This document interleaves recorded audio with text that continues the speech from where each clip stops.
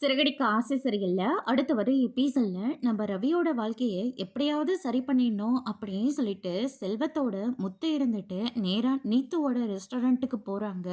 நான் யாருன்னு உனக்கு தெரியுதா அப்படின்னு சொல்லிட்டு கேட்கவும், நல்லாவே தெரியுமே, 2 நாளைக்கு முன்னாடி கூட என்னை கூப்பிட்டு வச்சு பேசுனீங்க தானே. ஆமா, நான் பேசியும் நீ திருந்தவே இல்லை.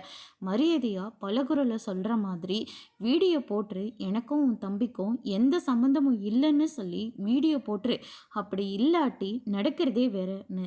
அப்படி நான் பண்ணலனா நீங்கள் என்ன பண்ணுவீங்க அப்படின்னு சொல்லிட்டு கேட்கவும், உன்னையும் இந்த ரெஸ்டாரண்ட்டையும் இழுத்து மூடிடுவேன் அப்படின்ற மாதிரி மிரட்டிட்டு போகிறாங்க. இது எல்லாத்தையும் நீத்து வந்து கேட்டுக்கிட்டு இருக்காங்க.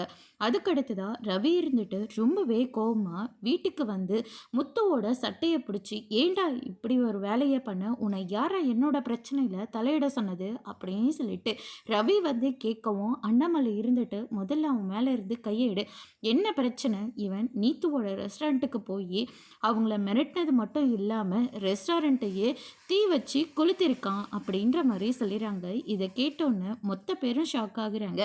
அதோடு இன்னைக்கான பிரம்ம முடிச்சிருக்காங்க.